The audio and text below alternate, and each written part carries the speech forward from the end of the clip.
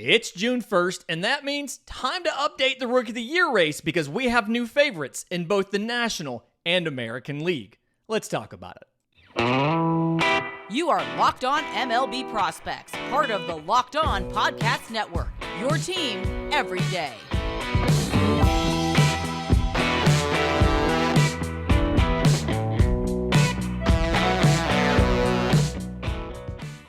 Yes, welcome on in to Locked On MLB Prospects, your home for all things minor league baseball. I'm your host, Lindsay Crosby, freelance baseball writer and podcaster. Thank you for making this your first listen.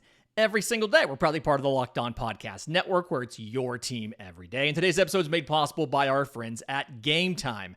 Download the Game Time app, create an account, use code LOCKEDONMLB for $20 off your first purchase. Last minute tickets, lowest price, guaranteed. So we did this show about a month ago, looking at how the Rookie of the Year race was shaping up after the first 5 or so weeks of the season. Well, now we are at the beginning of June, and we have seen more changes to the board. Believe it or not, we have some of these races that have kind of gone back to chalk and some that are nowhere near it. So it started in the National League. And if you remember last month, James Outman was leading the Rookie of the Year race. The outfielder for the Dodgers had a fantastic start to the year, so he was at plus 170, while Corbin Carroll, the preseason favorite, was at plus 200. It was pretty close. As of the morning of Wednesday the 31st, Corbin Carroll is back in the lead. He's at plus 130, and started off a little bit slow, took a little bit to get that first walk in, things like that, but right now is playing very well. 52 games, batting .285, .374, .520, 9 home runs, 23 extra base hits. And real quick, I find it odd that he's so incredibly fast. He has 1 triple. Like, that's it. Just 1 triple. 23 walks to 42 strikeouts in 52 games, so you're fine with the ratio there. And 16 of 18 on stolen bases. Corbin Carroll's played a lot of different places in the outfield. I think he's played all 3 positions. Obviously is a true center fielder, but as they've shuffled guys around, they had Lourdes Gurriel's played a lot of left field or DH'd, but they've had Jake McCarthy up and down. They've had Alek Thomas, who was up and now down. A lot of different moving pieces. So Corbin Carroll, fantasy, is qualified at a couple different positions in outfield if your league does that kind of thing. But what I've noticed really interesting about Corbin Carroll, and we never really dove into his offense from this perspective when we were talking about him before the season, he has a batting average that's better against lefties versus righties, but they're still pretty good. Against righties, he's batting .274. I'll remind you, his overall batting average is .285. But against lefties, he's batting .309. So fantastic, but the but here is 7 of his 9 home runs have come against right-handed pitching. Some of that is sample size. Obviously, you face a lot more righties than you do lefties, but he does hit for more power against a righty pitcher than a lefty. So not a guy you have to do a platoon split for, not a guy you have to worry about as far as being able to hold his own no matter what. He's a guy you can stick him in the lineup every single day. Corbin Carroll will be able to play first base for you or play center field for you on an everyday basis and will be just fine.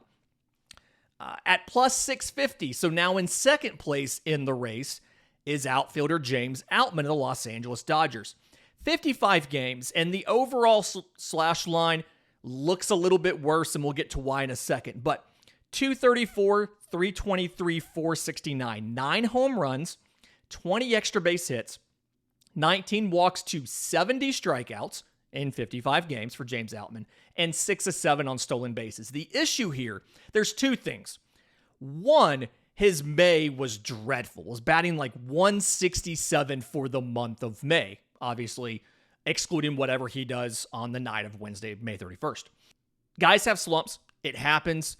The thing that makes it hard for him is he came out so hot, the league made adjustments, then he started to slump. So the question's going to be, how can James Outman adjust to the league's adjustments to get back to the performance that we were hoping from him? The other part of James Outman's struggles is he hasn't been that great against right-handed pitching. So he's batting .218 against righties. And again, the overall slash line, .234. So if you struggle against righties, it's really hard to keep a full-time job since obviously you're most likely to face right-handed pitchers on an everyday basis. If you can only hit lefties, you are definitely the short side of a platoon. And so that's something James Outman has to work on, and a lot of that is the adjustments that righties were able to make against him that brought his batting average down and made him have that terrible May. Number 3 in the race, catcher Francisco Alvarez of the New York Mets gets called up, is playing a lot off of the bench, and then there's some injuries to Masnito and things like that, and so he becomes the starter and then gets moved up from batting 7th or 8th or 9th, and we see him a couple times batting 2nd in the lineup. So 34 games, all of those have been starts. 259, 316, 537, 8 home runs, 14 extra base hits, 7 walks to 28 strikeouts, no stolen base attempts because it's Francisco Alvarez, it's a catcher. Come on, don't worry about it. So I've been encouraged by a couple things I'm a little concerned about. The framing, one of the things we talked about for Francisco Alvarez was the offense was going to be fine. He was a work in progress defensively. The framing has gotten significantly better. He is in the 86th percentile in framing. And when you go in and you dive into the stats on this, it's a lot of vertical stuff. He is above average, both above the zone and below the zone, with the exception of that down and away corner as a right-handed catcher trying to move the glove down to your right to get that down to the way corner. I don't think anybody's really good at framing down there.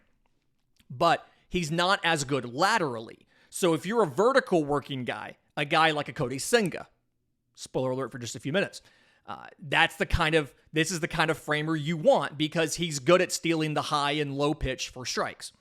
Blocking-wise, he's not that great as a blocker. I believe he's a below average on StatCast for blocking, so something to work on there.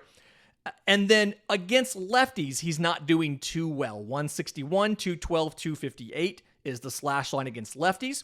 So I would look for them to try and maybe pick and choose when he gets days off and just have him take a day off against lefties. The platoon split isn't as bad when you're a catcher because they regularly get days off, as it is for somebody like a James Outman, because Outman's he's now a weak side of the platoon because he's only good against lefties, and outfielders can play every day. So not as bad to have a platoon split if you're a catcher like Francisco Alvarez. Number 4 on the list, Kodai Senga, starting pitcher of the Mets. They're trying to do an Atlanta Braves from last year and get both a position player and a pitcher, 1 and 2 in that.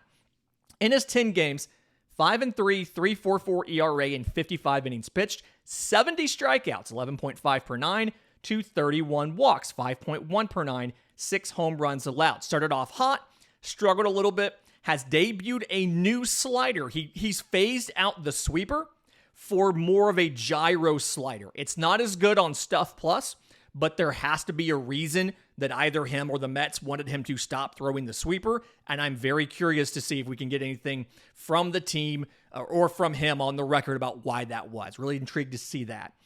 Last guy, plus 3,000, right-hand pitcher Esteury Ruiz of the Miami Marlins. 4 games, 2-1 with a 2.84 ERA, 19 innings pitched to 19 strikeouts, so exactly 1 per inning, to 10 walks, 4.7 per 9, and 3 home runs allowed.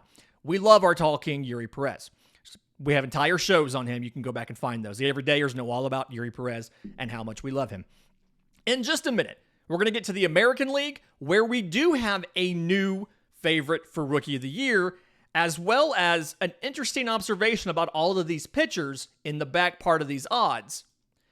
But first, today's episode is brought to you by our friends at Game Time. Buying tickets to your favorite event should not be stressful. The idea, you go to these events because it's fun. You want to have a good time. And if you're stressed about trying to find tickets to it, that's not a recipe to have a good time. That's why I use Game Time. It is the place for last-minute ticket deals.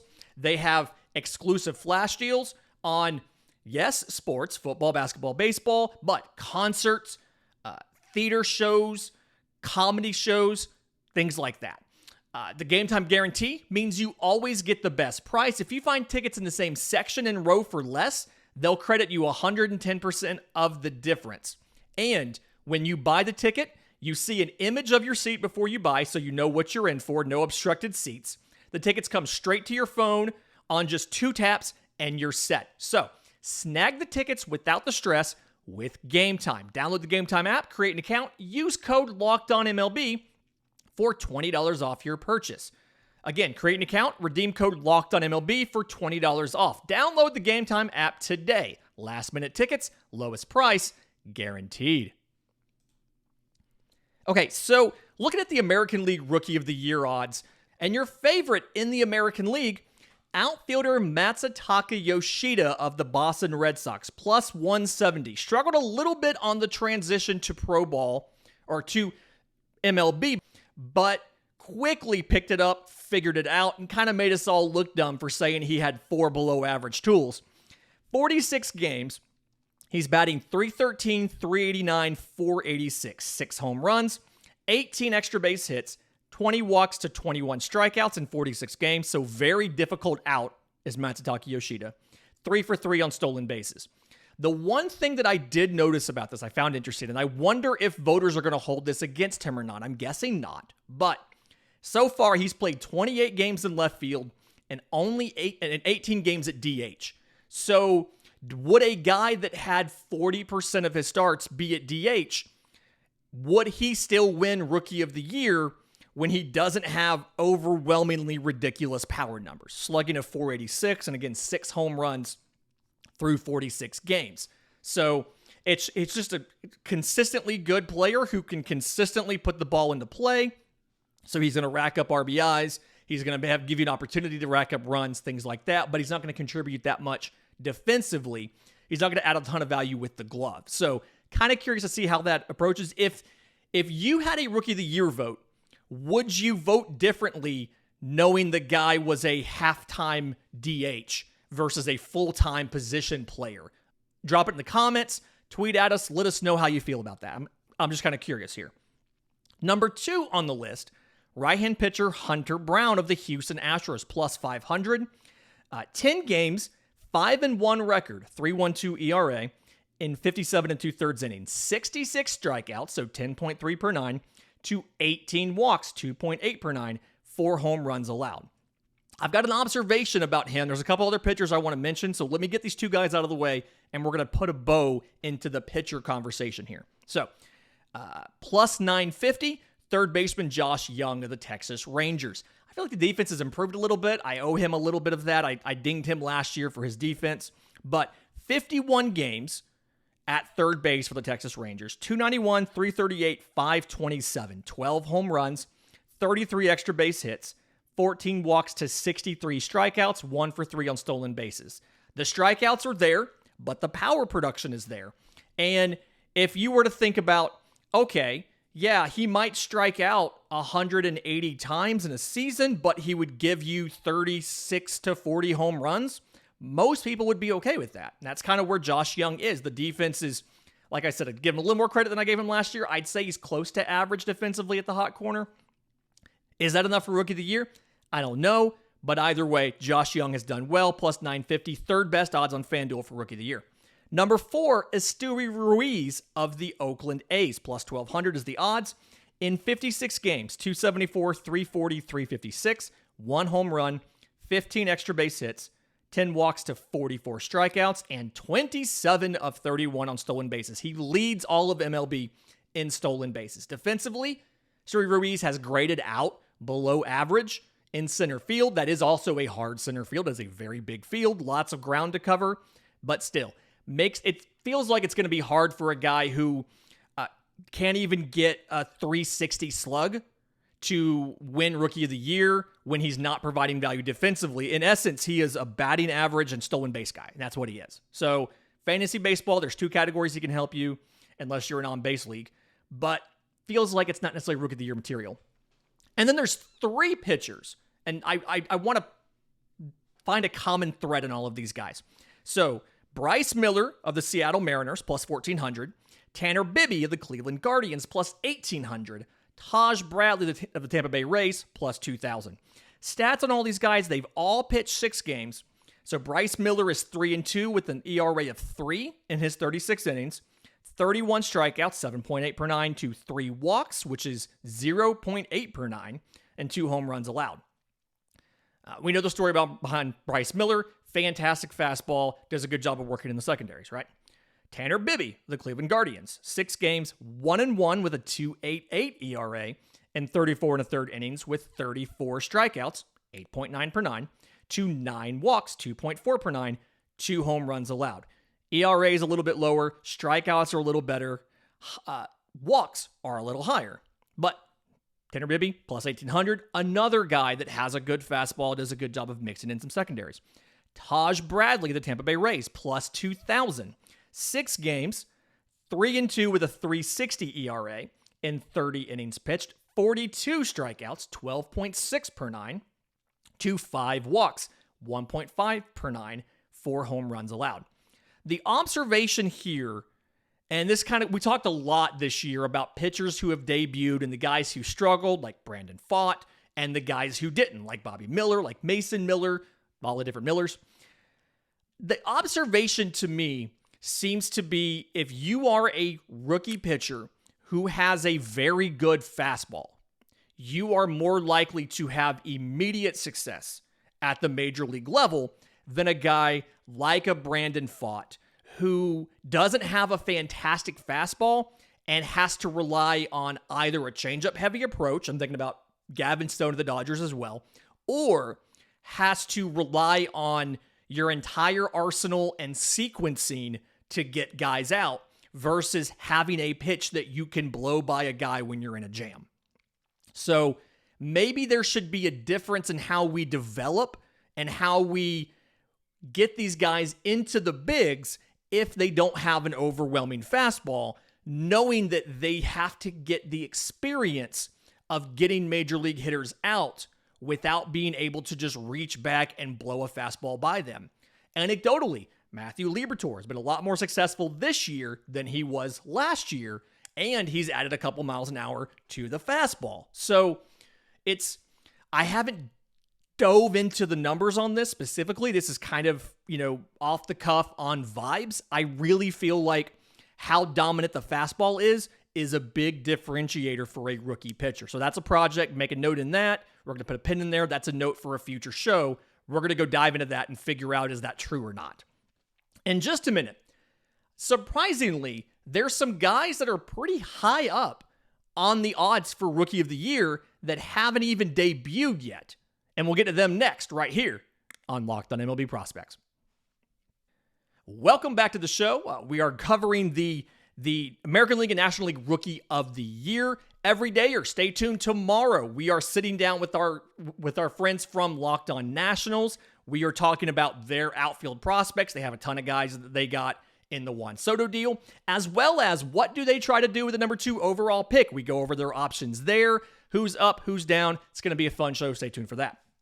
So there are guys in the Rookie of the Year odds on FanDuel. Remember, FanDuel.com/lockedon. They did not pay for that. Just, it's a great resource, that have not debuted yet. There are guys in the odds that are pretty high up for the most part. The American League, they're not high. There's Zach Gelof of the Oakland A's, the second baseman. He's in AAA. He's on there. And Emerson Hancock, the righty for the Seattle Mariners. We've talked about Seattle's amazing pitchers. Bryce Miller's up on the list already. They're at plus 15,000. So they're not high on the list, but they are on the list for Rookie of the Year odds despite having not debuted in MLB. Gelof doesn't really feel like he's ready to me. 36 games in AAA with the Las Vegas Aviators. 275, 396, 466, 4 home runs, 16 extra base hits, 25 walks to 45 strikeouts, 12 of 15 on stolen bases. He's another guy that feels like the strikeouts are going to be high. He's going to be a batting average stolen base guy at the major league level, although I do think he'll give you pretty decent defense at second base. If they get rid of some veterans at the deadline, if people want their veterans at the deadline, some of these position players haven't been great for them this year, but if they get rid of some guys, you could see Gelof in the second half of the year. I don't think he profiles as a guy who can get into the Rookie of the Year race, even if he were to be called up today, simply because of seemingly the lack of power in the profile. Emerson Hancock, I do like him a lot. He's pitching in Double-A Arkansas right now. There's some fantastic guys there, including Brian Wu. Go see if he's free in your Dynasty League. 9 Double-A games, 5-1 with a 5.20 ERA in 36 and a third innings. 46 strikeouts, so 11.4 per 9, to 22 walks, 5.4 per 9, 3 home runs allowed. Ultimately, I don't think Emerson Hancock's gonna get called up right now because there's still some control stuff they want him to work on. You can see by the 5.5 walks per 9 innings, and then some run prevention stuff. Now, at the same time, sometimes these teams just are aggressive and make the move. The Atlanta Braves took A.J. Smith-Shawver from high A all the way to MLB in one season. So Seattle may decide we need a pitcher. We're going to call Emerson Hancock up and give him a shot straight from Double-A. Doesn't feel likely, but you never know. No, the guys who are high up on the Rookie of the Year odds, despite having not debuted yet, it's 2 guys for the Cincinnati Reds. The one that's lower, plus 6,500, so he's actually tied for 14th with Matt Mervis of the Cubs, is Christian Encarnacion-Strand. 32 games in AAA, playing mostly first, but some third base as well. And CES is batting .341, .487, .710. 13 home runs, 24 extra base hits, 9 walks to 39 strikeouts, no stolen base attempts. Joey Votto has not come back. At this point, I don't know if Joey Votto is going to come back. He was on a rehab assignment. They recalled him from that. They canceled it. We don't know the status of Joey Votto. I feel like at some point they are going to finally say, okay, we are going to call up Christian Encarnacion-Strand. Spencer Steer, who's on this list, tied with Yuri Perez at plus 3,000, tied with shortstop Matt McClain of the Reds, has been playing some first base. Steer, to me, I really do think his best value is a utility guy. So you could see something where CES is called up. He plays first base. Steer is the utility guy while McClain's at third. Jonathan India, who's their best hitter right now, is at second. And at third base, you see shortstop Elly De La Cruz. He is tied with Kodai Senga for the 4th best odds in the National League Rookie of the Year race, despite having not debuted yet, plus 1,800. And the reason for it is because he's finally fixed some of the glaring flaw that we talked about every time we discussed Elly De La Cruz. So 33 games in AAA right now, 304, 401, 659. So 300, 400, 500 plus. That slash line's checked off. 11 home runs, 24 extra base hits, 22 walks to 43 strikeouts, 11 to 17 on stolen bases. My everydayers will remember, every time we talk about Elly De La Cruz, we discussed the fact that he hit over 300 while striking out 30% of the time at like every level of the minors. And we said, at what point in time is that no longer sustainable? At what point in time does he have to adjust his approach to not strike out as much? Because, I mean, it doesn't seem plausible to be able to hit 300 with a 30% strikeout rate at the major league level.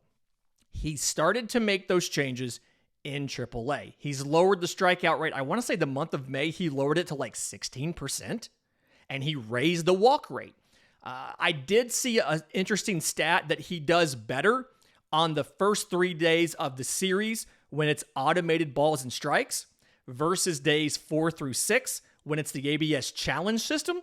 It was just a small incremental improvement, but it was an improvement under automated balls and strikes. So maybe he's developing a very good eye for what is a ball and what is a strike. But either way, this is the last big development milestone we were trying to figure out for Elly De La Cruz. Was you've got to cut down the strikeouts, and it looks like he's done that. And so, a couple things. One, if you're in redraft and you have a spare bench spot, you may want to go stash Elly De La Cruz because it looks like he's going to be able to do all of the stuff. I mean, he has been one of the most dynamic players in the minors. He had a sprint speed the other day that I think would be faster than any MLB sprint speed posted this year. So it's like 31.9 feet per second. And the record is Corbin Carroll this year, I want to say at like 30.9 feet per second. He's had multiple batted balls over 117 miles an hour. He had an infield throw at like 100 miles an hour. He's doing all of these ridiculous things and consistently in AAA, and it really feels like sooner rather than later, they're going to make the move and call Elly De La Cruz to Cincinnati and just let the kids play all day, every day. Fantastic week this week. One more show coming up. After that, it's a mailbag on Monday. Reminder, if you have questions for the show, I'm on Twitter at Crosby Baseball. Show's on Twitter at Locked On Farm. You can email us, lockedonmlbprospects@gmail.com, or drop your questions in the Locked On MLB Prospects Discord. Links in the episode description. Link is in the show notes. Until tomorrow's show, remember, it's always a great time to pay a minor leaguer.